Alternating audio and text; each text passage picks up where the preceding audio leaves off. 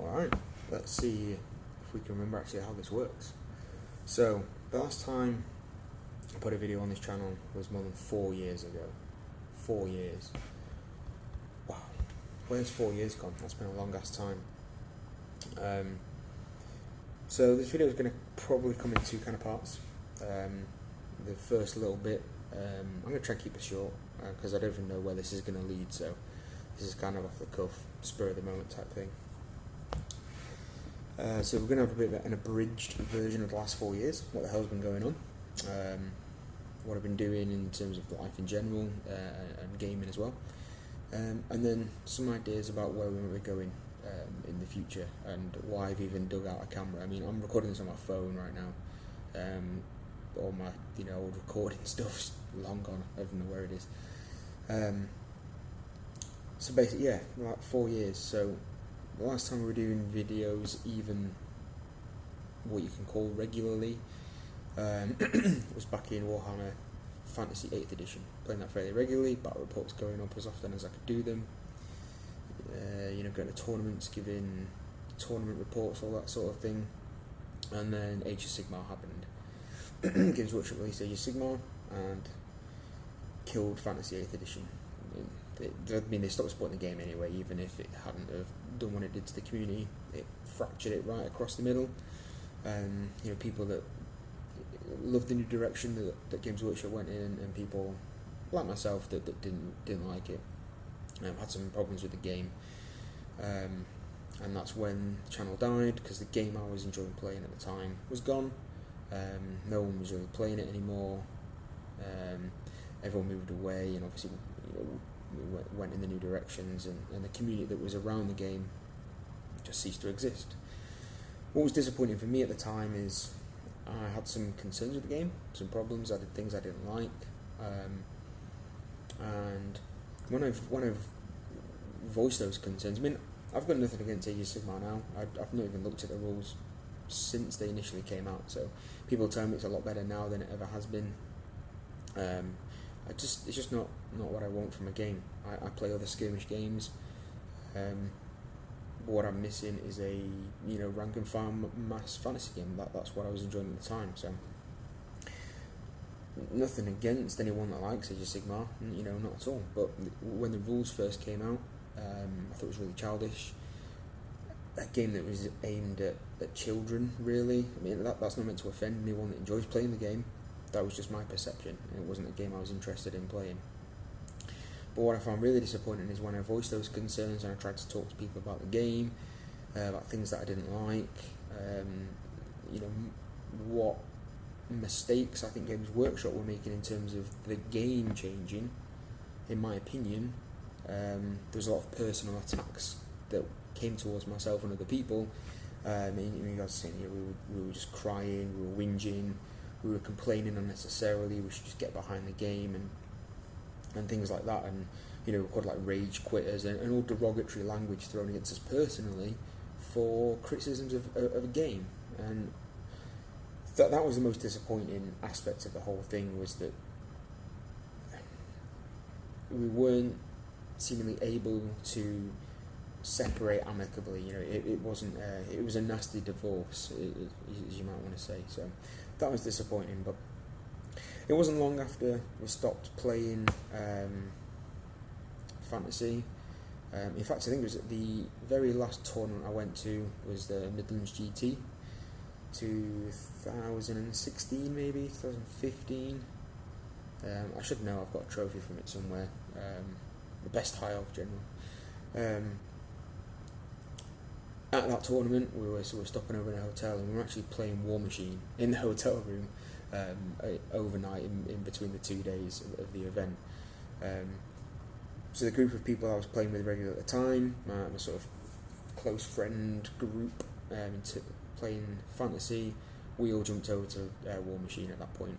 A couple of the guys in our group had already played it before, had rave reviews about it, said it was great, tried it, loved it, and basically that's what I've been doing for the last 4 years is playing War Machine. Jumped in and out of factions, been playing it very competitively. I'm a competitive-minded gamer, always have been. You know that if you follow the channel and seen the tournaments and things I've gone to in the past, that's always been my focus in a war game, is the competitive side. Not in a bad way, not in a win at all costs, beardy power gamer type of way. I just enjoy the competitive side of it. I love building lists to try and win. I love playing against other people who are building lists to try and win. I like the hobby side. I like modelling, painting, all that stuff as well. But the primary focus for myself is competitive gaming. I don't think that's a bad thing, as long as you're playing with other people in the same mindset and everyone's in agreement going into a game. Rock on, do whatever makes you happy. So War Machine's been filling the gap for the last 4 years, and I've really enjoyed the game. Really enjoyed playing the game. Nothing wrong with War Machine whatsoever. But recently, and I say recently as in very recently, like a week or two tops, really got the bug back for wanting to play some square bases, some rank and file, some Warhammer Fantasy. So much so that I've been going back through the back catalogue of Warhammer battle reports on YouTube. Going back to like Once Bitten's channel, the Sustainable Centre, just the old school guys who are chucking out battle reports on the regular. It's really got the juices flowing again. So I asked the question. There's a couple of local gaming clubs that I go to, a couple of days a week, or one weekday evening a week. We go there, get some games in, play some War Machine. And just on the general community page on Facebook, I threw up a post, not really expecting much, just asking if there's anyone there that was playing Ninth Age, or if it was playing Kings of War, or even playing Ultimate Warhammer. And there's a lot of people still keeping the old fantasy flame alive, playing Ninth Age. A couple of people playing Kings of War. Never really looked at Kings of War. That's probably another discussion for another day, for another time. And the irony of the situation is there's more people in my local area playing Warhammer Fantasy 8th edition than there is playing War Machine.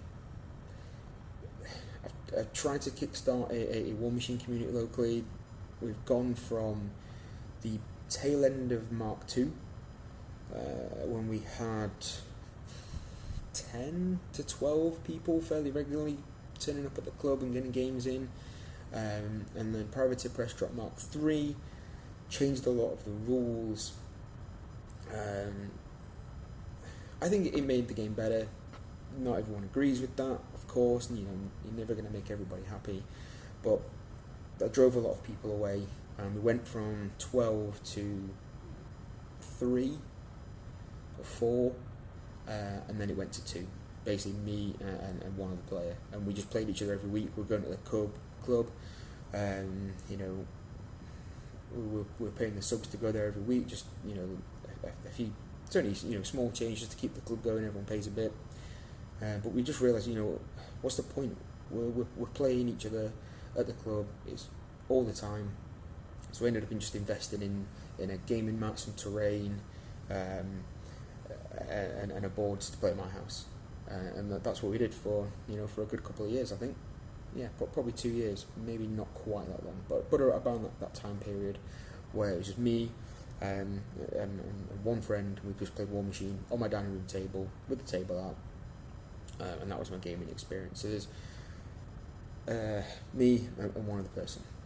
That was it. That was I played the same race every week. He played the same race every week. We occasionally swapped in and out some casters, some units, made things a little bit different. But for the most part, it was fairly stale, and that's nothing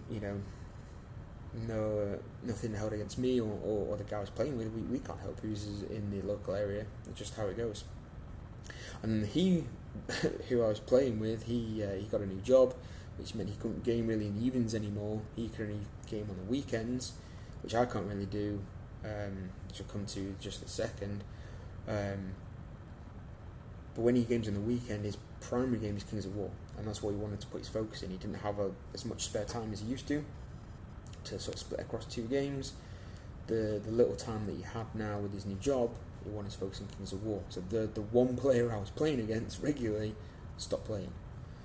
I mean, fortunately, I was able to find another player who also wanted to play regular. So it went from me and one other to me and one other. But I was still in the same situation, playing the same person every week, pretty much the same, list, the same game, only the scenario would be different, and it got stale pretty quick. So we've never really been able to get much of a War Machine community going locally. It's a difficult game to get new people involved in, purely because the rules are so in depth. The competitive angle of the game doesn't help. It's a very steep learning curve. I mean, if you pick up War Machine, having never played any war games ever, you'll probably lose 100 games before you win one, and that's not. I mean, that's assuming you play against any sort of competent people who aren't going to throw you the odd bone here and there and let you win. If you're playing against a decent player who is playing to win, you will probably lose 100 games before you win one. Now, you can cut that learning curve down if you've got a history in wargaming. If you've played 40k before or fantasy, you've got a basic understanding of some tactical play, some how you build synergies together, how you build dice together, those sorts of things.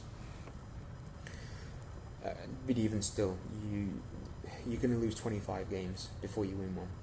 It's a tough game to pick up, and as such, a lot of new players just don't go for it, or they pick it up, they try it, they like it, but it just doesn't stick, and that's what we've had really locally.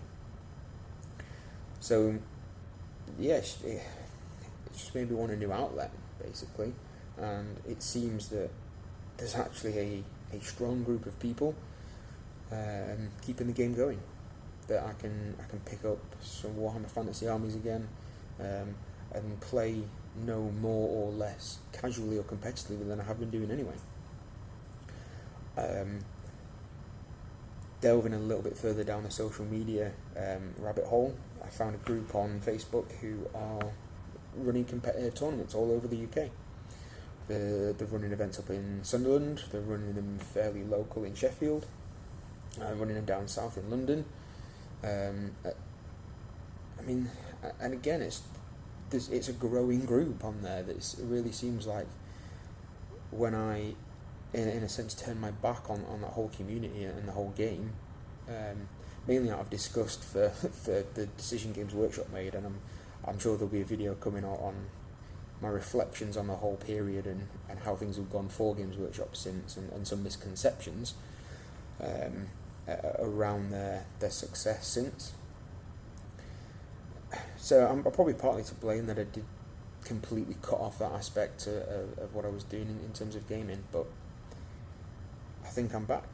Going to be doing fantasy again.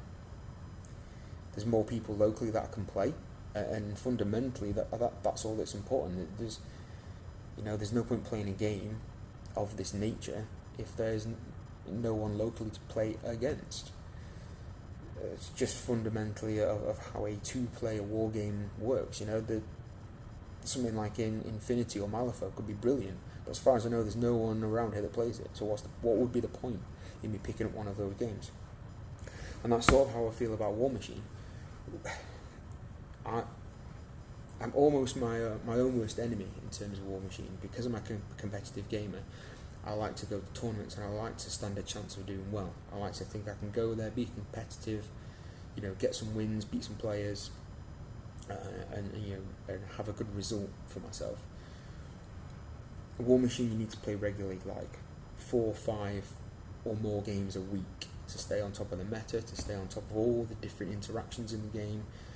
It's a lot more intricate than anything 40k or fantasy ever had, ever. And that's not an opinion thing, that's just fact. You can build an identical list in War Machine with 13 different warcasters, and that's 13 lists that will play in entirely different ways. And you're only changing one model in all 13 iterations of the list. That's how diverse the game is. Warhammer's nothing like that. Generally, a list plays how a list plays. and different heroes and magic and stuff can augment it in certain ways, but fundamentally, a sort of a shooting list is always going to be a shooting list. It was never as much level of diversity. So to keep your finger on the pulse of having any chance of being even remotely competitive, I just don't have the time to play that many games, and I don't have enough opponents locally to play against to sample enough of the meta. I can't ever be the level of competitiveness I want to be when I'm only ever playing against one race. I can't be going to a tournament or an event not knowing what 90% of everything that's there does. It's just not going to happen. It's not that I don't like the game. I love the game of War Machine. I just don't think it fits my situation in terms of free time and things like that as best as another game could do. That's where fantasy might be stepping back into the picture. So, in terms of me personally in the last 4 years, that's sort of an abridged version of my gaming history. Went from Warhammer Fantasy 8th Edition, Age of Sigmar, killed that, I went to War Machine, been playing War Machine ever since, and now we might be going back in time. Personally, moved house, had my second child, my daughter was born, she's going to be 3 in about 4 weeks' time. My son's nearly 6, so 2 young children in the house. Has 2 detrimental effects on wargaming: lack of spare funds, lack of spare time. Both things are crucial to wargaming and having any sort of regularity in that side of things. I've had 3 promotions at my job, so that's been decent. That's good. Can't complain about that. That means more money, but again, less free time. I travel a lot for work now. It means early mornings. It means late nights. It means less time in the evenings. But it does mean I get up and down the country. So what that has led to opportunities with War Machine is I can stick my arm in the boot of the car. If I'm going all the way down south, all the way up north, I can stick my arm in the boot of the car, and there's gaming groups all over the place, and I can pick up games with different people I've never met before, which is brilliant. And that's something I'm going to be looking to do, moving ahead with Fantasy and Warhammer, because there's groups still playing all over the country. There's tournaments still being run. There was one a couple of weeks ago actually that I think was about 20 something people, which is really small. To look back when we were having 200 player events at the end of 8th, and they were still growing. So it's definitely a shadow of what it was, but it's picking up. They're looking at doing a 2-day event sometime in the new year, around February I think. So I'm going to hopefully try and get an army together for that. In terms of armies, I don't have anything in fantasy anymore. A combination of traded. So actually, all my high elves that I had, I actually traded basically like for like in terms of like monetary value for Tyranids, as I momentarily toyed with the idea of picking up 40k again once Age of Sigmar dropped in, but quickly realised that again 40k is just not a game that I wanted to play at the time. Again, people have said that's got better from where it was. I think it was early 7th edition, if I remember rightly, when Age of Sigmar dropped, and 7th edition was terrible. 8th edition doesn't seem much better from the admittedly very small snippets of battle reports I've watched and people talking about the game. It still has a lot of the fundamental problems of 40k in terms of a game can be over at the bottom of turn 1. Whoever wins the roll to go first can pretty much win the game at that point, and that's not changed, and given the nature of the game I don't think it will ever change, so I don't think it's for me. So I swapped all my high elves for Tyranids, like for like in terms of value or thereabouts. and then I actually sold all those Tyranids for a pretty hefty chunk of change, and then that's when I invested quite heavily into War Machine. So I don't have any fantasy. I mean, I've got some terrain, and I've got some of the old, like, I suppose, yeah, like the trinkets, like the fortified manor, the watchtower, a bunch of those things still lying around.